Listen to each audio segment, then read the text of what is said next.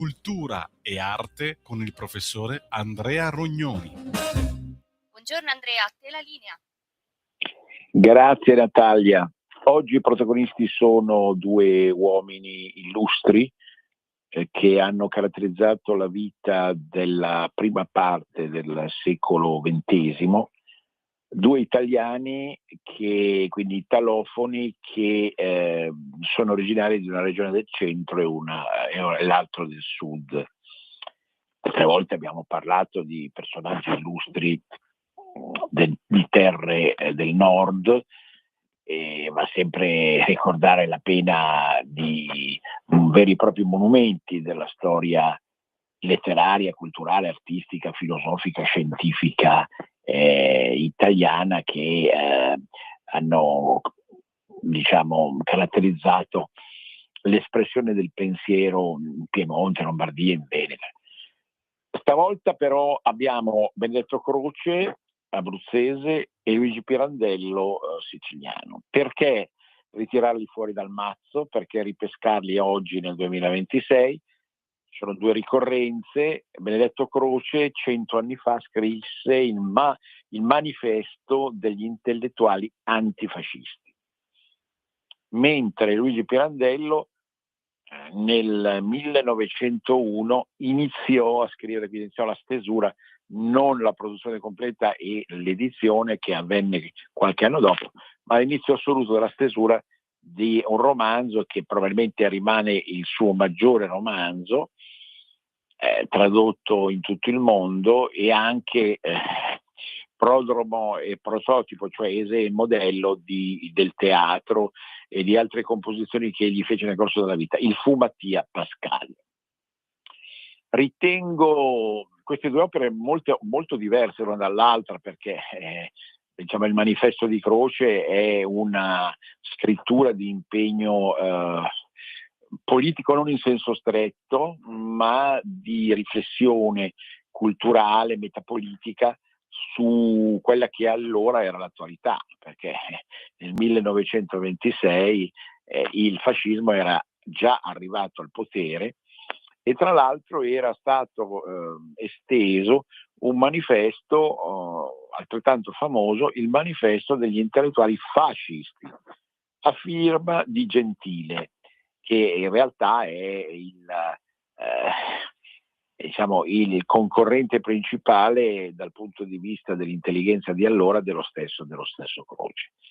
Croce risponde a quella che era la provocazione, mettiamola così, in termini ludici, da parte di un filosofo sicuramente molto potente allora, proprio perché è entrato nel cuore del duce e della intelligenza fascista, tale appunto da permettergli di scrivere ufficialmente un manifesto. Ora, poi su Pirandello ritorniamo dopo. Paradossalmente, per chiudere il discorso di apertura, Pirandello scrive un romanzo certamente qualche anno prima, ma poi in realtà di fama per tutta la prima parte del Novecento, in cui gli elementi esistenziali meno collettivi e più caratterizzati da una visione personale o filosofica individuale esistenziale prevalgono. Ma vi dicevo, Croce risposa Gentile, qualcuno dice addirittura Croce era geloso di Gentile. Sì, perché poi ne ha parlato recentemente anche il giornale. In realtà il Croce all'inizio non era lontano dal pensiero fascista, perché in molti erano stati un po' incantati, sedotti non dico direttamente da Mussolini, ma da chi aveva preparato un programma che appunto dal 1919, ma poi in termini più chiari e forti con la presa del potere nel 23-24, erano riusciti quindi a costruire un modello di vita, di società, di cultura, di sensibilità rispetto soprattutto alle masse che in qualche modo a loro volta venivano sedotte. Ma appunto la malizia, è giusto che ci metta sempre la sua voce, sappiamo benissimo che il mondo culturale non è esente da gelosie e da invidie, e quindi è facile arrivare a dire che Croce risponde piccatamente col suo manifesto a Gentile perché in qualche modo non ha avuto il favore del fascismo.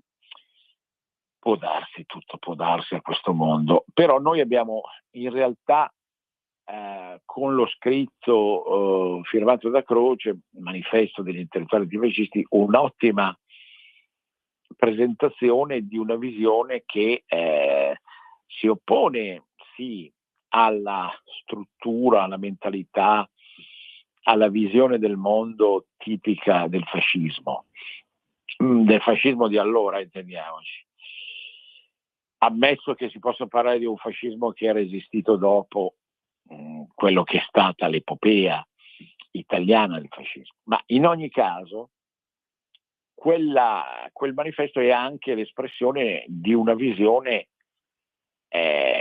fondamentalmente liberale, che quindi ponendosi su un fronte di apertura alla libertà, comunque non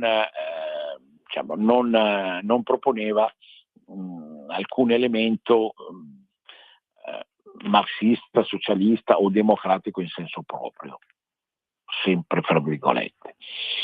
Il manifesto è godibilissimo. Io sempre insegnando alle superiori e al liceo ho fatto leggere ai miei allievi sia il manifesto fascista di Gentile sia il manifesto antifascista di Croce, sia perché moltissimi libri di testo sono presentati, sia perché è doveroso appunto sentire le due campane. In realtà appunto una certa acribia, una certa avversione alla visione gentiliana del mondo si sente moltissimo in Croce, proprio perché Croce tra le pieghe del testo si riferisce ad affermazioni scritte nel manifesto fascista che sono il frutto proprio di un certo tipo di mentalità che considera astorica, perché l'altro grande cavallo di battaglia di Benedetto Croce, oltre a un liberalismo classico ma posizionato sul Novecento, era anche lo storicismo. Non sono concetti astratti e val bene sempre rinverdirli. Lo storicismo crociano, che si rifà comunque ad altre espressioni europee dello storicismo, dice sostanzialmente che ogni epoca è un'epoca a sé, che produce pensieri ed azioni tipiche del tempo, che quindi non possono essere più valutate alla stessa maniera in tempi successivi. Notate bene, per quelle complesse liaison che caratterizzano le nostre, ma anche le vicissitudini mentali di tutti, Pirandello riprenderà questo concetto in una chiave più critica. Vedremo come, aspettate qualche minuto. Ma quello che importa è che nel manifesto lo storicismo si sente come? Perché appunto viene criticato Gentile in quanto antistoricista, presume Gentile nel suo manifesto fascista che il fascismo sia l'espressione di un'aspirazione eterna all'ordine, alla disciplina e alla giovinezza. Altra tematica tipica, poi espressa anche in forme canore, come sappiamo, eccetera, eccetera, di quel movimento lì, che certamente va rivisto sempre all'interno di quella che è la mentalità dell'epoca.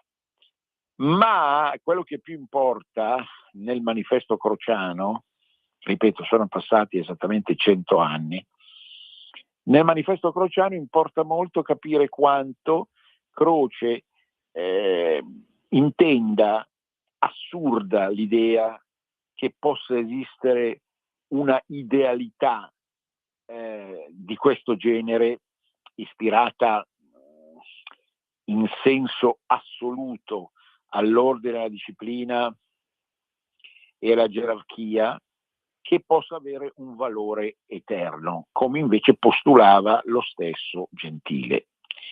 Questo perché? Perché il gioco della società, grande insegnamento di Croce, è tale che la pressione principale rimanga la libertà.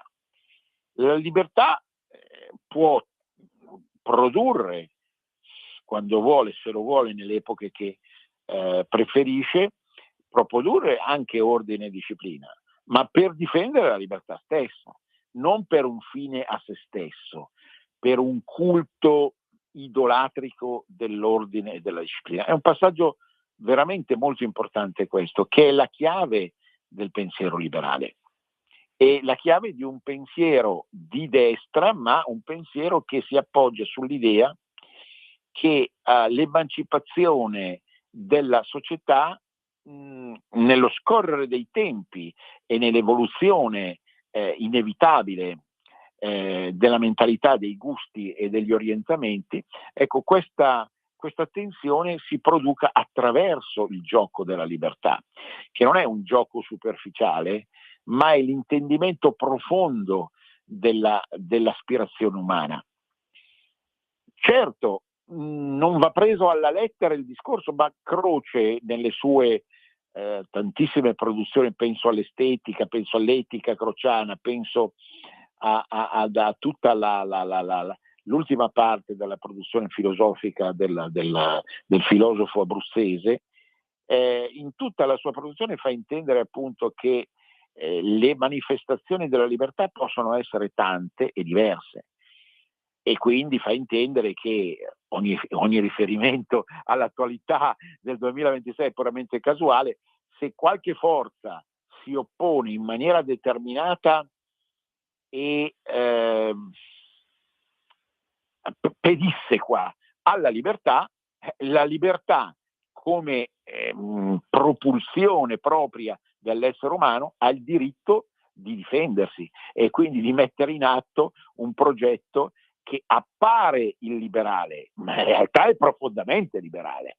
È profondamente liberale un progetto che si difenda da chi attacca la libertà. E certamente io, per difendermi da chi è di sua natura illiberale, devo proporre a un certo punto delle soluzioni che possono apparire illiberali, ma che non sono la fine e il traguardo dell'agire sociale. E in questo c'è proprio la critica nei confronti del fascismo, che aveva in sé l'idea assoluta di dover organizzare lo Stato limitando fortemente la libertà. Il passaggio è decisivo ed è bellissimo, poi, anche se oggi non abbiamo la possibilità e il tempo di leggere il testo, naturalmente, ma la maestria di Croce sta proprio nel riuscire a far scorrere i passaggi in senso sillogistico aristotelico in maniera perfetta. Tenete conto che il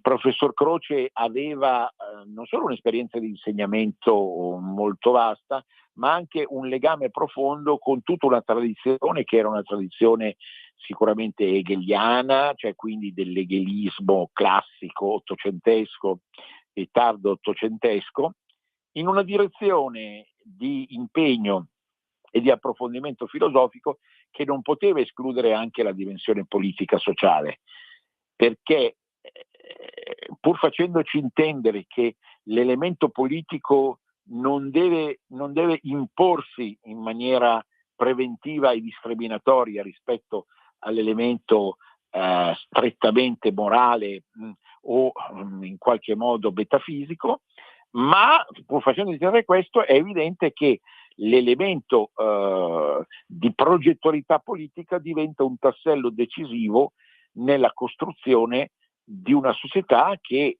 lo dicevamo 5 minuti fa, deve realmente rispondere all'esigenza dei tempi, perché deve capire come si muove l'evoluzione del gusto, dell'orientamento, del modo di essere e del modo di fare. Se leggiamo l'intero Croce, che rimane, secondo me, un personaggio inevitabile della formazione filosofica di ciascuno di noi, dobbiamo capire anche la sua forte critica nei confronti della scienza, non come ostacolo alla produzione di elementi scientifici, ma come avvertenza di estrema lucidità che la scienza non può pretendere di costruire degli assoluti, perché, come vi dicevo poco fa, l'elemento primario della vita umana è la libertà, non può ammettere che esistano dei dogmi. La scienza crea dei dogmi. Purtroppo la scienza crea dei dogmi né più né meno della religione. E qui l'intimo di ciascuno di noi si contorce e in qualche modo si ribella, perché intende che l'incrostarsi del dogma scientifico offende profondamente la dignità umana e distrugge ogni reale beneficio di una società in evoluzione. Quindi la grandezza di Croce è sicuramente fuori discussione. La forza del manifesto antifascista è proprio quella di non avere sedimentato nessuna forma di pregiudiziale acrimonia isterica nei confronti del fascismo. In qualche modo Croce capiva che il fascismo, se c'era, doveva esserci, faceva parte di un destino certamente da superare, ma da vivere come qualcosa di inevitabile anche nella parte sua più aberrante, che certamente lui non poteva prevedere si sviluppasse poi negli anni 30 fino al bellicismo o al razzismo. Questo è chiaro, cioè il manifesto esce nel 26 sulla base di elementi di dottrina fascista che erano quelli degli anni 20, con alcune caratteristiche che ancora non preludevano ad altri elementi successivi che saranno tipici degli anni 30. In una fase, tra l'altro, appunto, di costruzione della società che porterà nel 27 all'EIAR, cioè alla prima RAI, e a tutta una serie di attenzioni alla progettualità artistica e comunicativa, l'Istituto Luce, penso, tantissime altre cose che comunque caratterizzarono la prima fase più costruttiva e non distruttiva del fascismo stesso. Eppure lui, pur non prevedendo la parte peggiore dell'egemonia fascista, e tantomeno di quella nazista che è ancora lontana da quella dal nascere, pur non prevedendo questi elementi, già aveva inteso quale fosse il male insito del fascismo. Come, attenzione, Don Benedetto, dico Don perché poi aveva insegnato anche a Napoli, quindi era molto amato, prosecutore tra l'altro della filosofia di Vico. Io mi aspetto che Marcello Veneziani, uno dei più grandi intellettuali della storia italiana, scriva un libro su Croce, come ha scritto un libro su Vico. Quindi Don Benedetto aveva già in maniera forte e chiara allontanato le menti italiche ed europei dal comunismo. Già aveva in qualche modo lanciato i suoi anatemi contro un marxismo, un socialismo, un comunismo che anch'essi, proprio come il fascismo, attenzione, la grandezza di Benedetto Croce. Dunque, proprio come il fascismo, intrappolavano la dignità e la libertà dell'essere umano e non capivano il senso ultimo della scommessa della storia, non capivano la storia. Il fascismo per un motivo e il comunismo per l'altro, faceva intendere Croce, non avevano capito un cavolo di niente della storia. La storia non procede secondo quei traguardi di massa che sono l'omologazione, va bene, di un tipo o di un altro tipo, di estrema destra o di estrema sinistra. Procede secondo gli ansiti, gli aneliti, le scommesse e i fremiti più profondi e autentici della libertà. Certamente si era un'epoca in cui il liberalismo non era scaduto come è accaduto nel corso della fine del Novecento e oggi nell'individualismo e nel mondialismo. Non era ancora stato intaccato dalla mala erba di una visione, il mondialismo individualista, altrettanto utopistica, assolutistica e antistorica come il comunismo e il fascismo. Mi onoro e pregio di parlare da una radio che si chiama Radio Libertà, proprio perché queste grandi intuizioni di Croce che vi ho appena argomentato sono quelle che rimangono come pilastri fondamentali anche, e chiudo la prima parte, anche del federalismo, perché non può esserci federalismo senza libertà, non può attuarsi un programma di Stato federale come noi abbiamo in mente, noi che abbiamo approfondito per tanti anni, anche e soprattutto attraverso questa radio, ma non solo, le nostre, anche attraverso pagine scritte, lo sapete, le nostre argomentazioni federaliste, profederalistiche, quindi non possiamo non vedere in Benedetto Croce un maestro, come certamente lo facevo intendere all'inizio della trasmissione, vediamo un altro grandissimo maestro in Carlo Cattaneo, che pur essendo di formazione, estrazione e educazione molto diversa rispetto a quella del sud di Croce, ma aveva altrettanto capito, appunto, ecco la chiave nel nostro discorso, che la libertà si manifesta attraverso il riconoscimento dell'identità, che non deve essere un'identità assoluta. Anche qui attenzione allo sbaglio, ecco la differenza fra leghismo 2.0 e leghismo 1.0. L'identitarismo non è utopia e non è assoluto, è esercizio reale della libertà. Noi lo stiamo costruendo, i politici che si occupano di far politica in maniera diretta lo stanno costruendo, ci arriveremo perché la libertà vincerà sempre. Non abbiate paura reale. La libertà si esprime certamente, come è il caso di questo pomeriggio a Milano, attraverso un appello a bloccare chi sta offendendo e distruggendo la nostra libertà, la libertà dell'Occidente. E soltanto quindi attraverso processi riformativi come per esempio la remigrazione noi potremo riguadagnare quel senso ultimo della scommessa che perfino Croce aveva espresso. Siamo alla fine della prima parte. A dopo.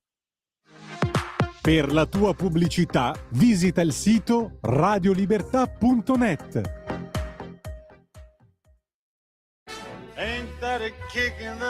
Ascolta i tuoi programmi preferiti, le notizie, la musica che ami e non solo. Con l'app di Radio Libertà puoi interagire con i conduttori, anche quando sei in movimento. Non aspettare, cerca Radio Libertà nello store del tuo smartphone o tablet e scarica l'app gratuitamente. Radio Libertà, tutta la radio con te. Scopri di più su radiolibertà.net. Semplicemente la tua radio. Sempre più liberi con La Tua Radio è il nuovo sito che mette in prima pagina opinioni, firme, notizie, uno sguardo nuovo e originale sui fatti che ci circondano. il nuovo quotidiano online. Semplicemente radiolibertà.net.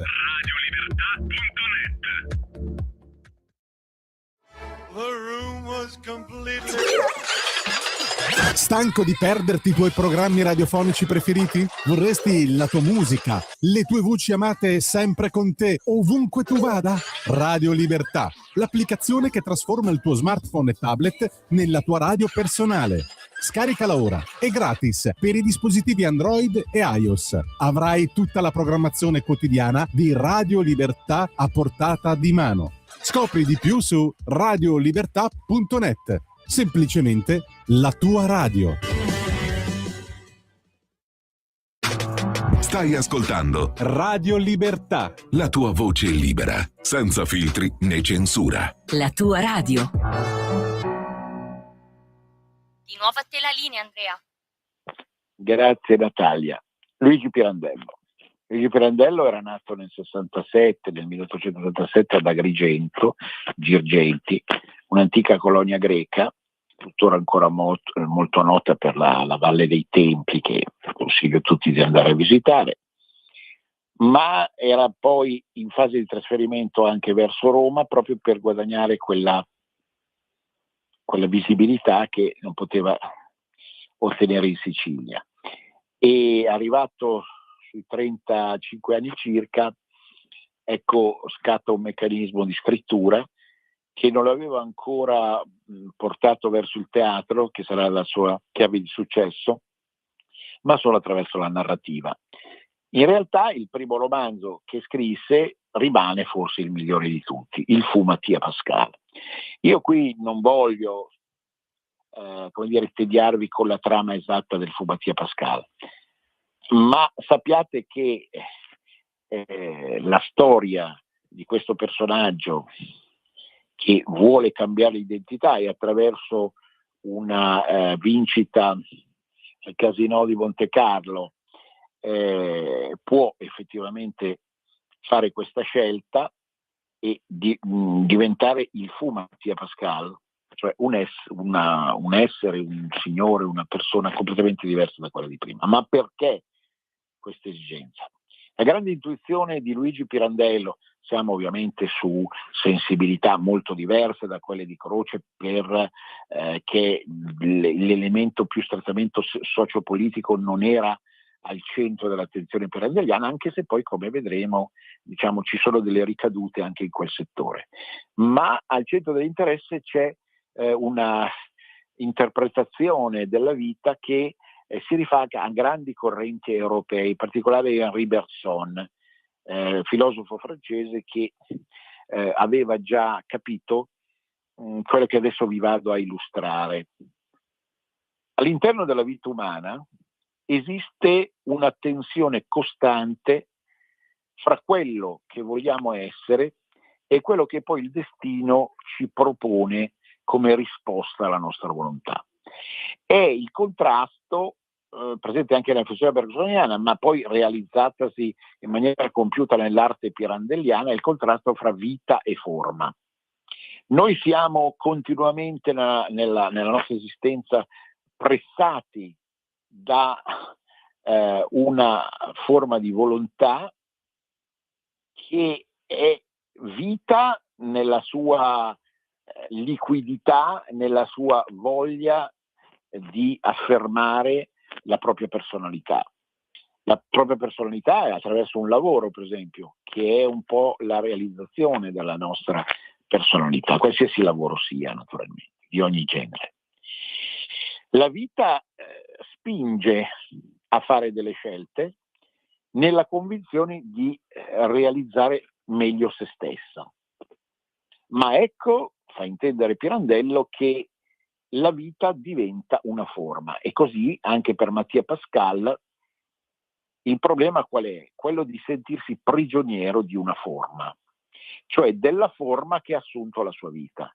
Cioè, il mestiere di bibliotecario, il mestiere che conduceva, ma che poteva essere simile a tantissimi altri mestieri, è il mestiere che lo intrappola. Non tanto per una delusione di tipo economico, così, che risulterebbe abbastanza banale, e che riscontriamo così superficialmente nella realtà di tutti, ma perché proprio rispetto alle aspettative della vita, di quello che uno sente come spinta irrazionale dentro di sé, comunque la soluzione pratica di questo discorso diventa in qualche modo una forma di schiavitù. Non di schiavitù materiale, ecco il punto, cioè il problema non è che non guadagno abbastanza e devo ripetere le stesse cose, no, il problema è che comunque rispetto all'altezza della pulsione vitale c'è una caduta in uno stadio ripetitivo, in uno stadio comunque che intrappola, che ingabbia. Ingabbia che cosa? Ingabbia la nostra voglia continua di vita. La nostra è una pulsione continua di vita. Noi non possiamo non continuare ad aspirare a vivere e a vivere fino in fondo e a survivere. È un surplus continuo che ci nasce dentro. Noi vogliamo vivere, ma questo collude con quello che poi diventa la schiavitù della forma, cioè della forma che la vita stessa ha finito per creare. La vita è bastarda, è come se dicesse Pirandello nel Fu Mattia Pascal, perché la vita è libertà, appunto, qui non in senso crociano, ma in senso fisiologico, di fare quello che si vuole. Ma paradossalmente più noi vogliamo fare quello che vogliamo e più ci ritroviamo rinchiusi, no? In una forma, appunto, in una gabbia, in una determinazione troppo precisa, troppo profilata, che evidentemente ci crea insoddisfazione. Questo, secondo Pirandello, era in realtà la più grande forma di infelicità, che batte tutte le malattie possibili, che batte le disavventure. Di disavventure ce ne aveva in quel periodo Luigi, perché la moglie stava dando i primi segni della pazzia, della follia. Ma in realtà questo è niente. Le disavventure della vita, le cose che ci succedono, sfortunate e disgraziate di varia natura, non sono niente rispetto al problema che è dato dall'intrappolamento della vita in una forma. In quella forma, perché la nostra mente vuole essere realmente libera e volare. Ricorderete anche il gabbiano Jonathan Livingston di Bach. Sono tanti gli elementi che poi sono stati ripresi dallo stesso Pirandello o da altri pensatori affini e letterati affini. Ma ecco cosa succede nel romanzo, che ovviamente grazie alla somma di denaro, no? Che il protagonista riesce ad accumulare, lui si crea una vita diversa, con un nome diverso, con un'identità diversa, che all'inizio gli dà soddisfazione. Lui si è liberato da una forma e la vita ritorna a essere vita nel suo fuoco, nella sua fluente soddisfazione di essere e di esserci, direbbe Heidegger. Oggi puntata un po' filosofica, mi perdonerete assai. Allora, capite bene? A questo punto si stanca progressivamente, perché si rende conto il protagonista del Fu Mattia Pascal di essere ricaduto in una nuova forma, di avere fatto delle nuove scelte anche amorose che lo hanno nuovamente intrappolato. Ecco, sul discorso dell'amore adesso ci ritorniamo, perché poi qui apre la prospettiva di tutto il teatro pirandelliano, dai 6 personaggi in cerca d'autore fino a Enrico IV, che sono poi i veri capolavori del teatro pirandelliano. Quindi alla fine, appunto, senza adesso entrare troppo nei particolari della trama, il ritorno nel paese dove era Mattia Pascal, conosciuto come Mattia Pascal, si configura come disastroso, perché non è più possibile tornare indietro, non è più possibile avere il lavoro di prima, non è più possibile riguadagnare la vecchia identità. Allora lui è alla fine un disadattato, è un uomo senza identità, tematica che poi è stata ripresa in chiave europea da grandissimi autori come Franz Kafka, no? nel mondo mitteleuropeo. C'è un rimando fra Pirandello e Buzzati per l'italofonia e altri autori tipici della Mitteleuropa che nel Novecento hanno contrassegnato questo modo di essere. L'uomo senza identità, l'uomo perde l'identità perché non c'è solo la pressione delle masse in senso sociale, lato non strettamente politico, ma c'è anche il problema proprio di non sapere più chi si è. Questo è un po' alla base del teatro pirandelliano, vi sto dicendo e ci sto arrivando, perché già nel Fumatia Pascal, quindi importanza fondamentale di leggere questo romanzo per capire tutto Pirandello, c'è la tematica della maschera. Io tendo a indossare una maschera, la maschera mi rende schiavo, perché dentro di me, questo nella vita sociale, nel lavoro, nell'amore anche, io indosso una maschera. Pirandello era molto pessimista sulla vita amorosa e matrimoniale, perché faceva intendere anche attraverso appunto le opere teatrali prima citate che noi ci innamoriamo di chi? L'uomo si innamora di quale donna? La donna si innamora di quale uomo? E adesso in chiave LGBT l'uomo si innamora di quale altro uomo? La donna si innamora di quale altra donna? Si innamora di una maschera, perché questo gioco tra vita e forma si riproduce a livello duale, a livello di coppia. Cioè l'altra persona diventa quella forma che intrappola, ingabbia la mia voglia di vita. E allora nell'innamorarsi della maschera, quando la maschera cade, e qui attenzione, cosa vi ho detto prima, Girgenti, Agrigento, teatro greco, tutta la tradizione greca straordinaria, quando la maschera cade l'amore finisce. Allora cosa dobbiamo fare? Perché qui siamo nello snodo del teatro pirandelliano. Pensate a Enrico IV anche. Appunto vi dicevo, Enrico IV in realtà vive un carnevale in Umbria dove la bella compagnia romana tende a imbastire una storia medievale. Lui gioca a fare Enrico IV, ma quando scopre che non è Enrico IV, si medesima nella vita e nella realtà di Enrico IV, quando scopre che non può essere Enrico IV impazzisce. Ecco, un'altra delle tematiche pirandelliane, tenete conto, è quella proprio della sanità e della follia. Perché? Perché inevitabilmente il fatto di misurare la propria vita e la vita di coppia amorosa o addirittura collettiva e perché no politica, sul gioco delle maschere alla fine implica sofferenza, dolore quando le maschere cadono, quando appunto quella convinzione che era la faccia nostra rispetto alle facce altre, le facce degli altri che noi amavamo, quando riusciamo a capire che si tratta di una grande mascherata, come diceva lui stesso, allora scatta il meccanismo della pazzia, della follia. Non sono forzature mentali queste, sono riflessioni appunto che soltanto un grande artista, letterato, scrittore e drammaturgo come Pirandello poteva effettivamente concepire.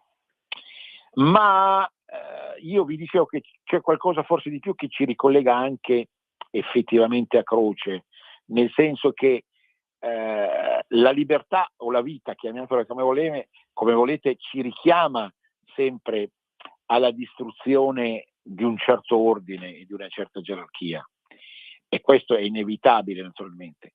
Nelle più belle pagine del Fumatia Pascal c'è la teoria del lanternino, la cosiddetta lanternino Sofia. In pratica, secondo Pirandello, questo quindi un Pirandello ancora giovane che non aveva espresso fino in fondo le modulazioni, le articolazioni proprie del suo teatro, l'essere umano è proprietario di un lanternino. Il lanternino gli permette di vedere a 3 metri di distanza, di capire una forma di verità in questo gioco fra vita e maschera.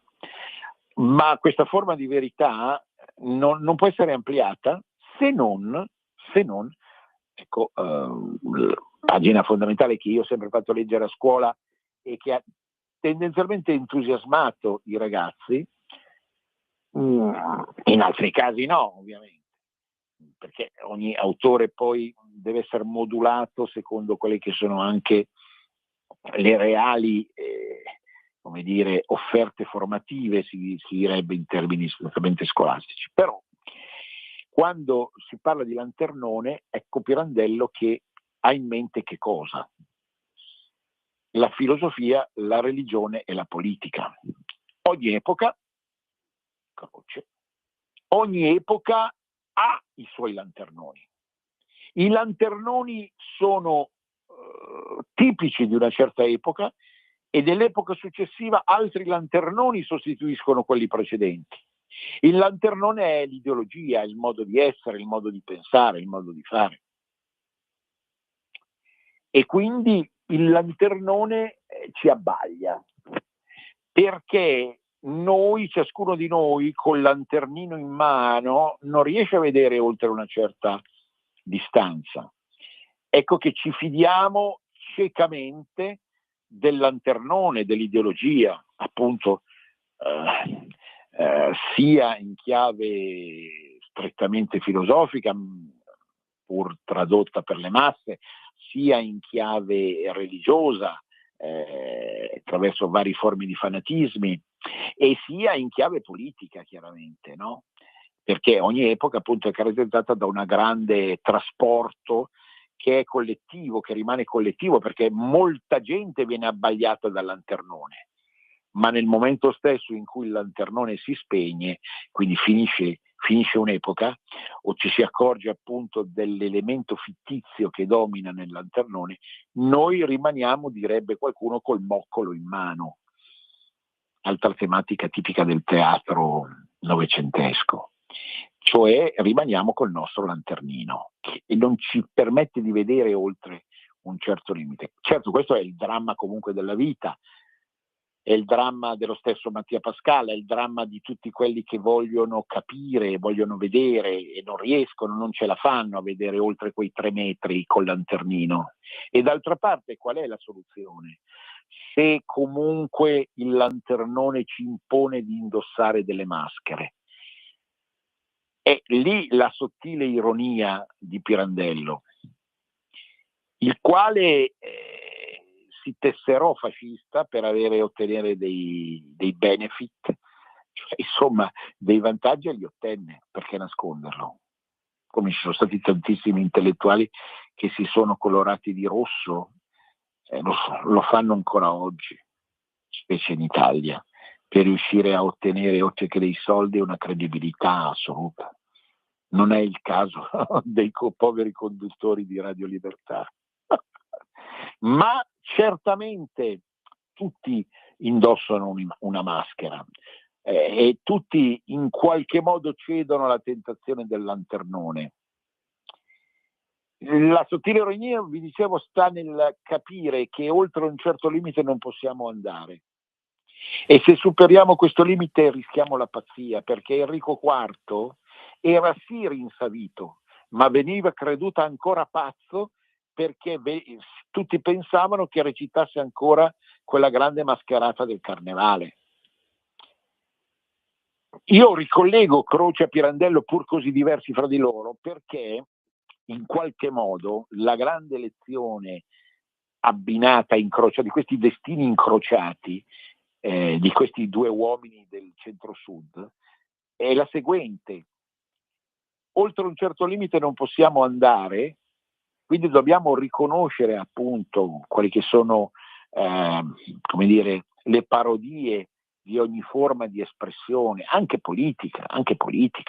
Non dobbiamo avere paura o remore da questo punto di vista. Ma proprio, come faceva intendere Croce, se noi tendiamo all'assoluto, diciamo spingiamo la nostra ideologia, il nostro lanternone, la nostra maschera in una dimensione assoluta, noi perdiamo di vista la reale misura delle cose, altro insegnamento greco della tradizione ellenica, evidentemente. E allora, appunto, qualsiasi elemento che alla fine trafigga quella vita uguale libertà, quell'elemento prioritario dell'esistenza che è legato appunto alla maturazione della nostra libertà, offende e svilisce il senso ultimo della nostra esistenza.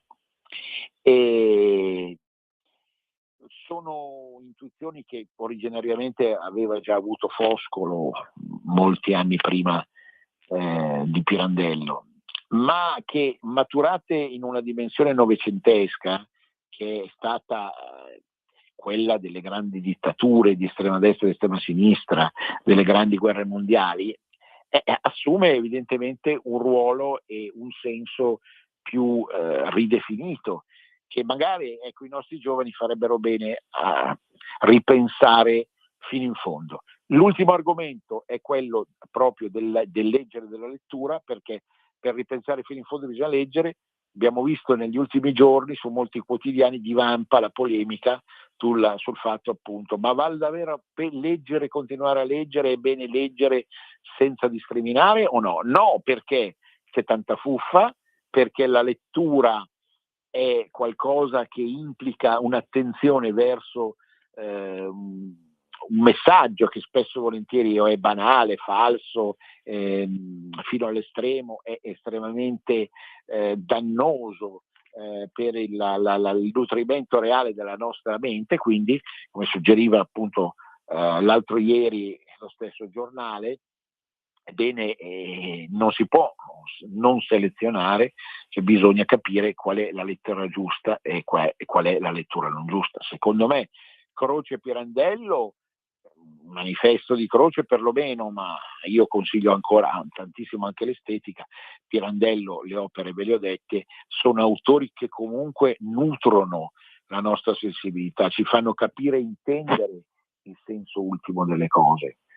Non sono astrazione o fuga dalla realtà, ma al contrario una proposta di recupero del senso ultimo delle cose, anche in una società molto cambiata anche rispetto a quella della prima parte del secolo scorso, in cui vissero Pirandello e Croce, naturalmente, per capire e intendere cosa e come operare in qualsiasi scelta effettiva della nostra vita. Avete sentito perfino il ragionamento sull'amore, no? Ecco, non può intendersi un amore assoluto come non può intendersi un'ideologia assoluta. L'assoluto non fa parte della dimensione umana. I greci l'avevano capito andando a teatro, pensate un po', e in quei teatri, no, tipici, dove non contava l'attore, ma contava la maschera che portava l'attore, perché nel riconoscere il senso ultimo della decadenza della maschera si riconosceva appunto la finitezza e l'assurdità di un modo di vivere che si affida ciecamente a un'idea o a una fissazione mentale. Io vi ringrazio della pazienza che avete avuto e ovviamente vi rimando alla trasmissione di Cultura Popolare di lunedì. Ringrazio moltissimo ancora Natalia e per le opere citate partite tranquillamente da Google, le ritroverete, almeno per i consigli che poi sono quelli di lettura o rilettura delle opere maggiori, che comunque sono ancora commestibili perlomeno in biblioteca, per chi non volesse in tempi di tregenda austerity che si profila come questi voler per forza sborsare da parte vostra. Un grande abbraccio a tutti. Venezia risorga Venezia per sempre. Avete ascoltato